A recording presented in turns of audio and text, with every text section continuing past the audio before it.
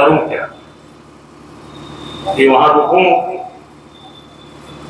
वहां पर अपने राजनीतिक रूप से आगे सबसे रिश्ते बनाऊं, सबका स्वागत करूं, माला पहनाऊं, या देश के लिए शहीद हुए उन बहादुर अष्ट शहीदों को चल के माला पहनाऊं, उनको चल के नमन करूं। निर्णय है ये निर्णय लेना था।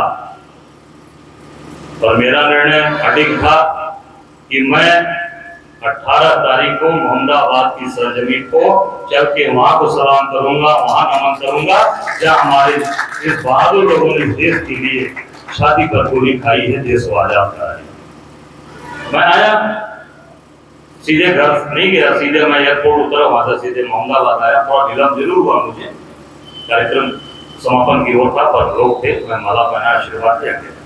और मैं ये दावे के साथ कह सकता हूं कि ये सबसे बड़ा मंदिर है हम लोगों के लिए।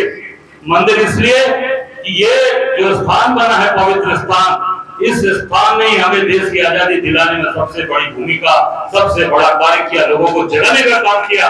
जिन लोगों ने सीने पर गोली खाकर ये नहीं सोचा होगा कि देश की स्थिति किस तरफ जाएगी, हम मर रहे हैं पर इस देश को आजाद कराएंगे, देश को आजादी के लिए अपनी जान की कुर्बानी दे रहे हैं। तो ये मंदिर है, और इस मंदिर के अंदर माथा नवाया तो 1 साल अजय राय का बेमिसाल साबित हुआ। उस बेमिसाली की तरफ आगे बढ़ते हम चले। इन्हीं बहादुर लोगों का आशीर्वाद लेकर हम लोग आगे बढ़े। हमारे लिए सबसे बड़ा मंदिर ये स्थान साबित हुआ, निश्चित तौर से। क्यों? क्योंकि वही बलिदानियों का खून है, वही गाजीपुर का खून है। जहां भी जाएंगे तो क्या कहेंगे लोग? अरे यार, वही अजय राय गाजीपुर वाले हैं, वही मलसा वाले हैं, वही जमनिया वाले हैं। बात तो यही नहीं।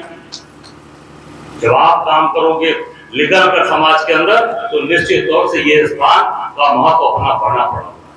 और हमें इसको लेकर आगे चलने की आवश्यकता है, इसको और लंबी लकीर खींचने की आवश्यकता है। कौन आया कौन नहीं गया उसको छोड़िए, जिसके मन में सम्मान होगा, जिसके मन में इस देश के प्रति भावना होगी, जिनके मन में इस शहीदों के प्रति, चाहे वो सरकार का आदमी हो, चाहे सरकार में बैठा वो प्रशासनिक अधिकारी हो, चाहे वो राजनेता हो, वो निश्चित तौर से यहाँ माथा नवाएगा, इनका आशीर्वाद देकर आगे बढ़ेगा। उसके मन के अंदर भाव होना चाहिए, वो समर्पण होना चाहिए। कौन आएगा कौन नहीं आएगा उससे कोई फर्क नहीं पड़ता। इसलिए ये देश को आजाद कराने के लिए, इस देश के लिए अपनी कुर्बानी देने के लिए अपना सब कुछ न्यौछावर कर दिया। आप समझ सकते हैं कि आज लोग आने जाने की बात मेरे सामने आई, छोड़ दीजिए, उनको भूल जाइए। अरे हम हमारे पास दम होगा, ताकत होगा तो और भी मजबूती के साथ और भी इसको बड़े स्तर पर हम इसमें चलकर करेंगे। किसी की दया और कृपा पर चीजें नहीं चलेंगी, क्योंकि आप सब लोग मजबूती वाले परिवार के लोग हैं। कोई मऊ से चल के आया है, कोई बनारस से चल के आया, दूर दूर से लोग चल के आए हैं। जो उस परिवार के लोग हैं, जहां पर भी डॉक्टर साहब आए थे मऊ के, उन्होंने कहा कि मैं यही रहकर पढ़ा हूँ, आज वो भी है। तो एक भाव होना चाहिए, एक भाव बनता है। आज हम लोग भी 17 तारीख को छोड़कर 18 को यहाँ आए, तो एक मन में भाव है कि नहीं, अगर अपने शहीदों को और अपने बहादुर लोगों को अगर नमन नहीं किया तो ये अपने और अपने समाज और देश के साथ भी अन्याय होगा। हम न्याय नहीं कर पाए। आप बड़ी बड़ी बात बोलिए, केवल कहते रहिए, दोहरा चरित्र अपनाते रहिए। दोहरा चरित्र वाले लोग नहीं चल पाते ज्यादा दिन।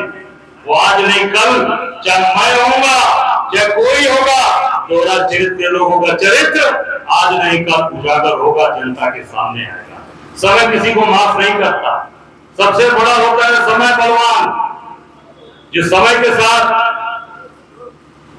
जो मजबूती के साथ अपने आप को लेकर चलेगा वही आगे जाएगा, और जो दोहरा चरित्र बनाकर कहीं पर पहुंच जाएगा और जनता और लोगों के बीच में उसकी असली चीजें, असली चरित्र हर व्यक्ति, हर आदमी जानने लगता है। किसी को बताने से, कहने से चीजें नहीं आती। वो हमारा कर्तव्य, हमारा काम, हमारा व्यवहार, हमारे स्वभाव और हमारे संस्कार वो सामने प्रदर्शित होते हैं लोगों के सामने। वो सारी चीजें सामने आ जाती हैं। मेरे मन का भाव आ जाएगा। कितना भी बनावटीपन हम करेंगे, कितना भी दिखावटीपन करेंगे, कितनी भी दंडवत करेंगे, पर वो जो भाव है मन का, वो आज नहीं कल आम लोगों के सामने, समाज के सामने उसको आना ही आना है।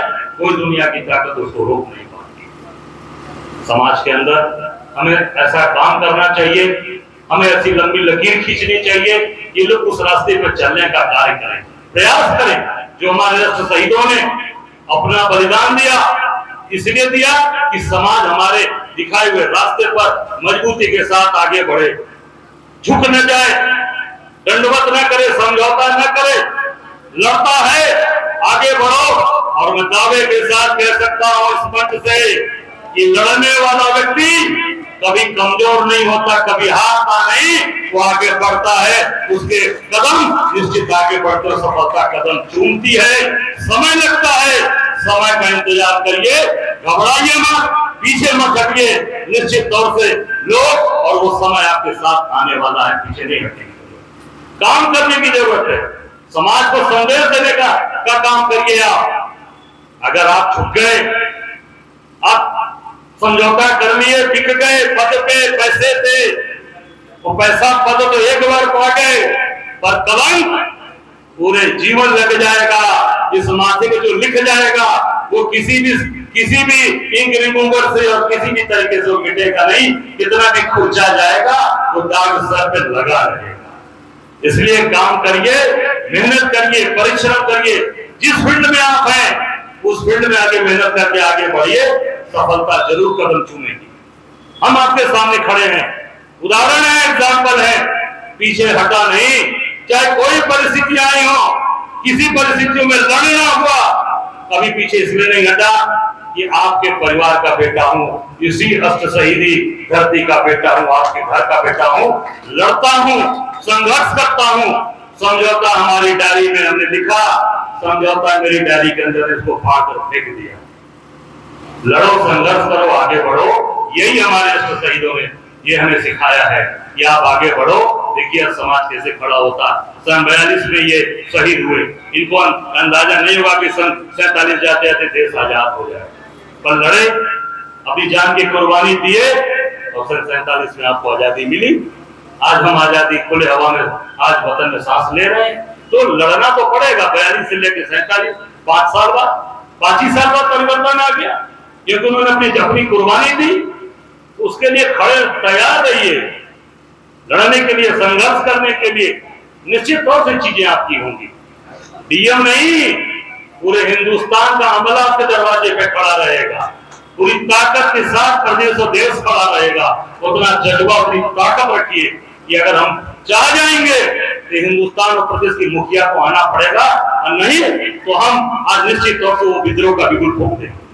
तो हम सब लोग ताकतवर लोग हैं, ताकतवर जगह से आपको याद करते हैं लोग। आज दूर दूर से लोग, क्यों इतना पूरे देश के नाम है आपका।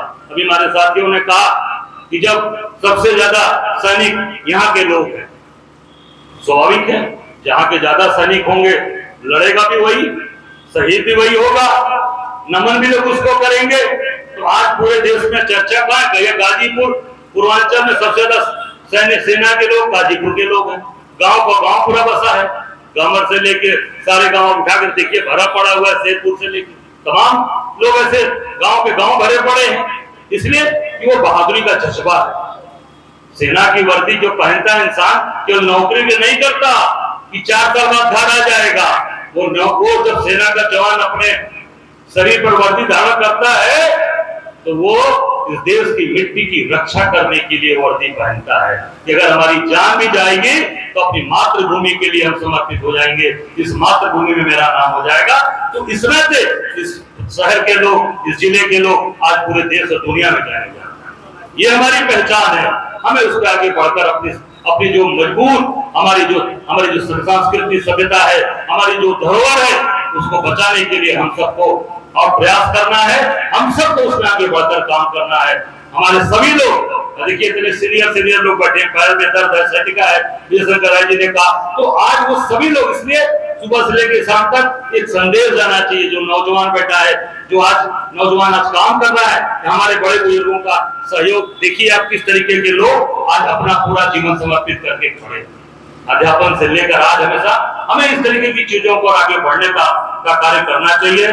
मैं निश्चित तौर से आपको अपनी तरफ से ये वचन देता हूं कि निश्चित तौर से मैं तो पिछली बार से आना शुरू किया, जब तक इन शरीर के अंदर सांस रहेगी 18 तारीख को गाजीपुर के इस मोहम्मदाबाद के इस तहसील पर अस्त्र शहीदों को नमन करूंगा। क्यों? क्योंकि इन्हीं के आशीर्वाद से आज मजबूती से आगे काम कर रहा हूं, बढ़ रहा हूं।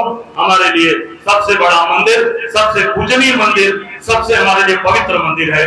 बहुत बहुत धन्यवाद।